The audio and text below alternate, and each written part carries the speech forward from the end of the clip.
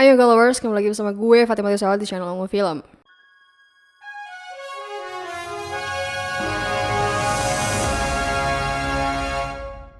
Gimana kabar kalian? Apakah masih suka nelponin gebetan biar cepet-cepet jadian? Ngimpi. Cuak! Sesuai request dari mbak-mbak yang suka nonton film Korea, Apaan tuh? Kita bahas deh. Film berjudul The Call ini rilis pertama kali di Netflix di tahun 2020 lalu yang diadaptasi dari film The Caller tahun 2011. Ceritanya itu tentang dua cewek terhubung lewat telepon tua di waktu yang terpaut 20 tahun. Lah, bingung gak lu? Makanya subscribe dan like video kita aja, biar kita aja yang bingung dah. Udah gak usah banyak bicit ya, mari kita sikat. Di awal film, kita kenalan dulu sama cewek cantik bernama Suyeon yang lagi kembali ke rumah lamanya. Lah apesnya, dia baru sadar kalau HP-nya ketinggalan di kereta. Lagi cari-cari barang lama, dia menemukan sebuah telepon tua yang masih berfungsi. Ketika Suyeon nelpon ke ponselnya, orang yang nemuin malah minta tebusan dan nutup sambungannya. Tapi gak lama kemudian, telepon berdering dan si penelpon malah ngomong gak jelas. Suyeon pergi ke rumah sakit untuk membicarakan operasi yang harus dilakukan ibunya. Setelah itu, dia menemui ibunya dirawat inap dan melayat ke makam ayahnya. Sampai di rumah, telepon berbunyi. Kali ini Suyeon yakin kalau si penelpon salah sambung. Tapi panik juga mendengar si penelpon mau dibunuh. Ya, jadi serba salah deh. Ya udah tuh, tidurlah dulu dia karena capek habis perjalanan jauh. Tiba-tiba, Suyeon mendengar ada lukisan besar yang jatuh di lantai 2. Sebagai cewek yang rajin dan tidak menunda-nunda, dia memasang paku biar lukisannya bisa digantung. Lah ternyata di balik dinding ada ruangan rahasia yang mengarah ke bunker. Di situ ada buku harian, tulisan-tulisan mantra atau syair nggak jelas, dan ada foto seorang cewek. Suyeon nanya ke bapak pengangkut stroberi, kita sebut saja Pak Joko. Foto cewek itu namanya Oh Young Suk, yang udah tewas sejak tahun 90-an. Katanya, emaknya Young Suk dulunya dukun. Karena Joko nggak mau cerita lagi, Suyeon balik ke rumah dan melamun di depan dinding yang abis dijebol. Tiba-tiba, telepon berbunyi lagi dan si penelpon bilang kalau dirinya mau dibakar sama emaknya. Sementara di tempat penelpon, cewek yang bernama Young Suk ini diseret emaknya ke bunker. Pas mau dibakar, emaknya nggak sengaja jatuhin obor di anak tangga yang basah karena minyak tanah. Nah anehnya, asap itu muncul di bunker tempat Suyeon berada. Bara api ikutan muncul di anak tangga yang bikin Suyeon bingung. Ada apa ini? Nggak tahu, tanya yang mau tanya saya. Telepon selanjutnya, Suyeon akhirnya ngobrol baik-baik dengan si penelpon, memastikan kalau yang dia ajak obrol ini adalah Young Suk. Kenapa baru sekarang, Neng? Nggak dari kemarin-kemarin, kek? Suyeon memberitahu temuannya, termasuk foto yang belum terjadi pada Young Suk di masa lalu dan kutipan diary yang sudah pernah ditulis. Suyeon memberitahu akan ada kecelakaan pesawat yang terjadi di waktu Young Suk, tapi teleponnya ditutup karena nggak percaya dengan Suyeon. Makan malam pun tiba. Young Suk makan brutal sambil nonton televisi ditemenin emaknya. Awalnya dia cuek, tapi setelah melihat berita kecelakaan pesawat, dia akhirnya menghubungi Suyeon dan ngobrol-ngobrol. Yang perlu kita ketahui, ibunya Young Suk itu statusnya ibu tiri, dan ayahnya Suyeon meninggal karena ibunya lupa matiin gas. 3 days later. Karena kemarin Young Suk dikurung sama emak tirinya pakai jimat, sebuah mobil datang ke rumah Young Suk yang ternyata adalah keluarga Suyeon. Nah ceritanya, rumah ini mau dijual dan sekarang lagi dilihat-lihat keluarga Suyeon. Saat mereka ketemu sama Young Suk, Suyeon kecil takut. Young Suk yang gak tahu tuh anak adalah Suyeon, langsung nelpon Suyeon di masa depan dan mendengarkan percakapan dirinya sewaktu kecil dengan ayahnya. Ya, jadi kangen bapak kan? Young Suk menawarkan ide menarik ke Suyeon. Gimana kalau dia menyelamatkan ayah Suyeon? Ya jelas mau lah. Tepat di hari ayah Suyeon tewas, Young Suk diam-diam kabur dari rumah dan segera pergi ke rumah Suyeon untuk menyelamatkan ayah Suyeon dari ledakan gas. Usaha Young Suk berhasil. Garis waktu kehidupan Suyeon berubah drastis. Dari outfitnya, rumahnya, sampai orang tuanya yang masih lengkap dan sehat. Gak lupa, Suyeon berterima kasih kepada Young Suk karena hidupnya berubah menjadi lebih baik. Sementara itu, Suyeon dan Young Suk berteman baik walau terpisah 20 tahun. Sampai pada suatu ketika, Suyeon terlalu asik dengan kebahagiaan keluarganya. Young Suk yang hidupnya menderita karena ulah ibu tirinya ya jelas iri lah. Iri? Bilang bos. Hai. Sampai-sampai mengancam Suyeon. Ibu tirinya yang merasa anak tirinya lagi edan, Ia disiksa tanpa henti dengan cara yang enggak masuk akal. Dari telepon itu, Soyeon mencari tahu apa yang terjadi pada Yongsuk. Lah ternyata, Yongsuk dihabisi ibu tirinya saat melakukan praktek pengusiran setan yang lagi viral di zamannya. Saat Yongsuk menelpon, Soyeon langsung memberitahu kalau ibu tirinya akan segera menghabisi Yongsuk malam itu juga. Bener aja kata Soyeon.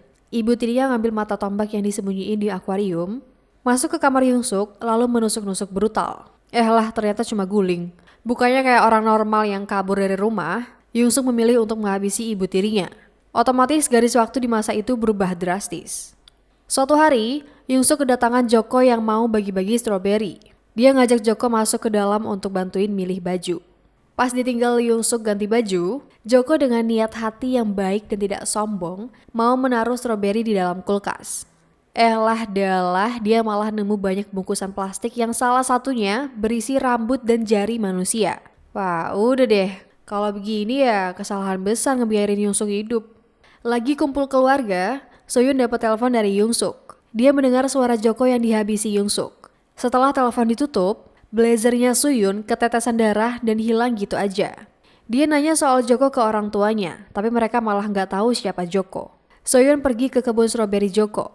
Ya jelas tempatnya udah terbengkalai, orang yang punya aja udah wassalam. Itu darah kayaknya cipratan dari masa lalu saat Joko dihabisi deh.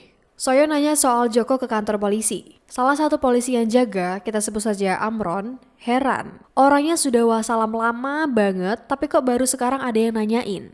Amron ngasih tahu berkas dan catatan kepolisian soal pembunuhan Joko yang dilakukan oleh Yongsuk. Sambil nanya-nanya orang yang tahu soal Yongsuk.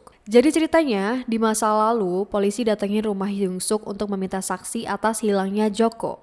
Yongsuk bilang gak tahu, tapi kardus stroberinya ada di rumahnya. Katanya kardusnya diterima oleh emaknya, tapi emaknya pergi lusa kemarin.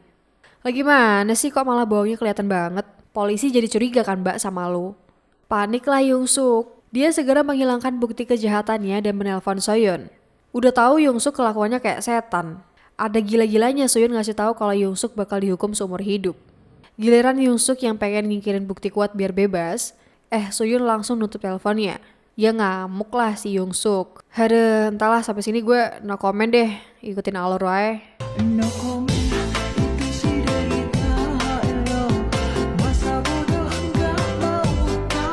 Suatu hari, Soyeon kecil dan ayahnya datang ke rumah untuk mencari ibu tirinya Yongsuk. Lah, diajaklah tuh bapak dan anak masuk ke rumah. Padahal kan emak tirinya Yongsuk udah wassalam ya. Ya udah bener aja. Bapaknya Soyeon dihabisi tanpa banyak drama. Ya otomatis Soyeon lagi-lagi kehilangan sosok bapak dengan cara yang gak biasa kan. Dia sempat diam dan menangis karena teringat dengan kalimat ancaman Yongsuk ke Soyeon yang masih kecil. Soyeon segera kembali ke rumah. Rumah udah berubah jadi terbengkalai, apalagi isinya akibat perubahan di masa lalu.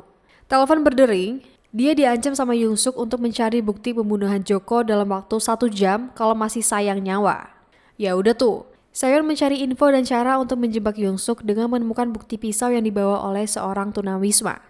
Dia berhasil menggiring Yongsuk pergi ke sebuah gedung. Yang gak lama lagi ledakan gas akan terjadi dan bisa menewaskan Yongsuk. Soyeon harap-harap cemas apakah rencananya berhasil atau enggak. Ternyata gagal dong. Masih ada telepon masuk rupanya. Awalnya yang ngejawab adalah dirinya semasa kecil. Lalu telepon direbut oleh Yongsuk yang nyiram sebagian tubuh Soyeon kecil pakai air mendidih. Ya otak sakitan lah. Oh iya, Yongsuk juga ngasih tahu ke Soyeon kalau penyebab kematian ayahnya bukan karena ibunya, tapi karena Soyeon sendiri. Aksi Yongsuk makin gak terkendali. Pertama, dia menculik Soyeon kecil, yang bikin ibunya bikin laporan hilang ke polisi. Lalu, bukti senjata pembunuhan yang asli yaitu mata tombak sudah ditemukan dan dihilangkan sama Yongsuk. Akibatnya di masa depan, catatan kepolisian tentang Yongsuk menghilang dan isi rumahnya berubah jadi tempat penyimpanan bahan beku untuk menyimpan hasil mutilasi Yongsuk. Sementara di masa lalu, pencarian Soyeon kecil masih dalam proses. Soyeon masih berusaha untuk mencari bukti agar Yongsuk bisa ditaklukkan. Dengan model catatan kepolisian, telepon tanpa kabel yang sering mereka pakai buat komunikasi, bisa jadi momen penting untuk Soyeon. Dicari kesana kemari, akhirnya dia nemuin teleponnya yang ada di bunker. Sementara itu di masa lalu, emaknya Soyeon dan polisi berniat mencari Soyeon di rumah Yongsuk.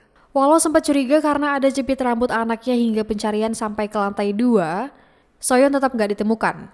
Emaknya Soyeon beralasan pakai nelpon suaminya, tapi dia malah tersambung ke Soyeon di masa depan. Sangat amat jelas Soyun menyuruh ibunya untuk keluar dari rumah itu.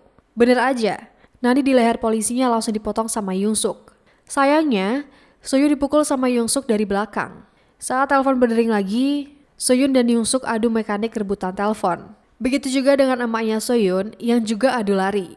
Untungnya mereka berdua berhasil sembunyi di kamar. Si emak nelpon Soyun di masa depan. Soyun mencoba menenangkan emaknya untuk mencari senjata untuk melawan Young-suk di masa lalu.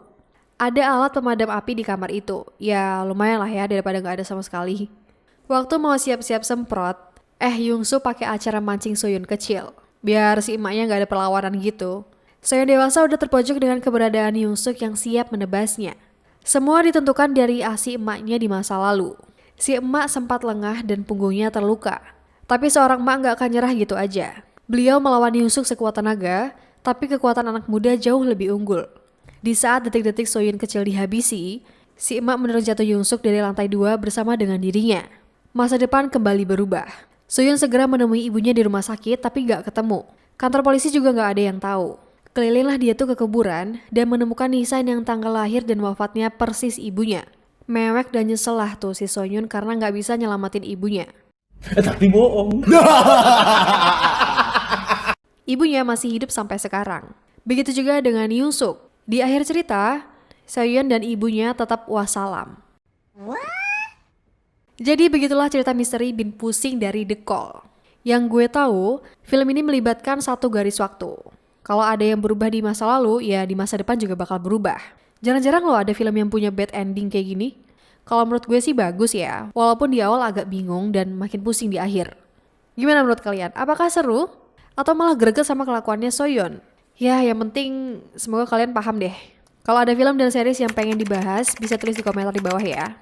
Pesan yang bisa kita ambil dari film ini adalah bersyukurlah dengan apa yang kamu miliki sekarang. Jangan kayak Soyun yang pengen bapaknya balik, tapi dia sendiri malah wassalam. Ikhlasin aja apa yang udah terjadi di masa lalu.